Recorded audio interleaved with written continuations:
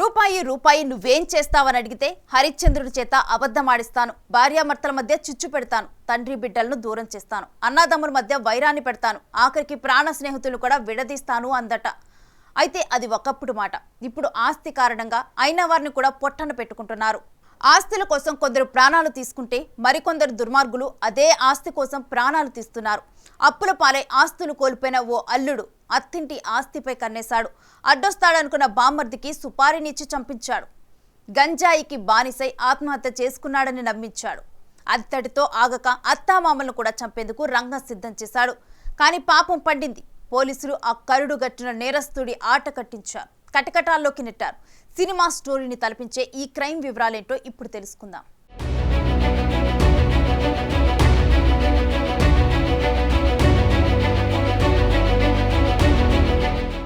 నెల్లూరు జిల్లా కావలిపట్నంలోని ఉత్తర జనతాపేటలో మద్దసాని ప్రకాశం అనే బంగార వ్యాపారి స్వతహాగానే ఆస్తిపరుడు.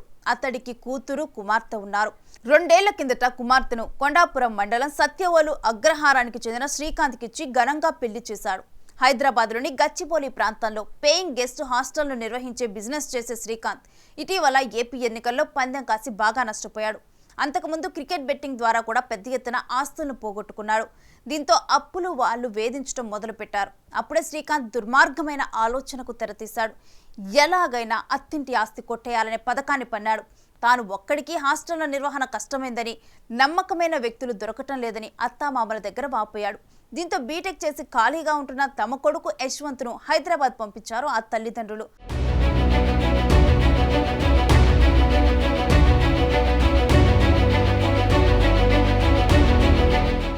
అమాయకుడైన యశ్వంత్ బావ మాటలు నమ్మి ఆయన చెప్పినట్టు నడుచుకునేవాడు.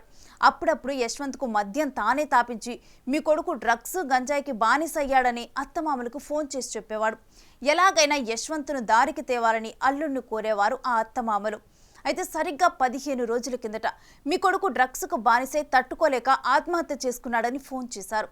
గుండెలు పగిలేలా రోధించిన ఆ తల్లిదండ్రులు మృతదేహాన్ని స్వస్థలానికి తీసుకెళ్లి అంత్యక్రియలు పూర్తి చేశారు.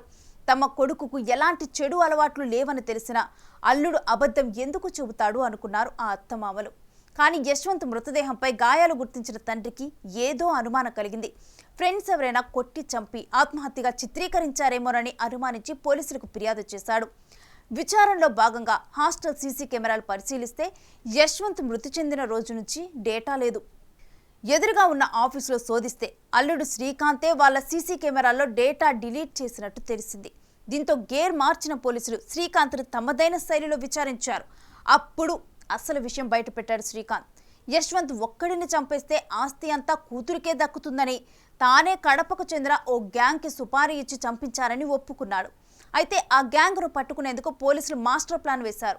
అదే శ్రీకాంత్తో ఫోన్ చేయించి మా అత్తమామలు కూడా చంపేయాలి, అడ్వాన్స్ ఇస్తా, తీసుకువెళ్దురుకొని రండి అని చెప్పించారు.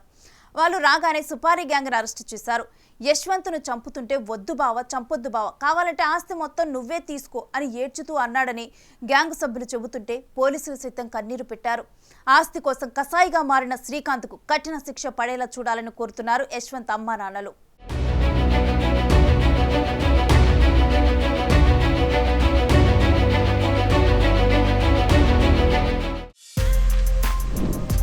For more videos like this, subscribe Big TV channel.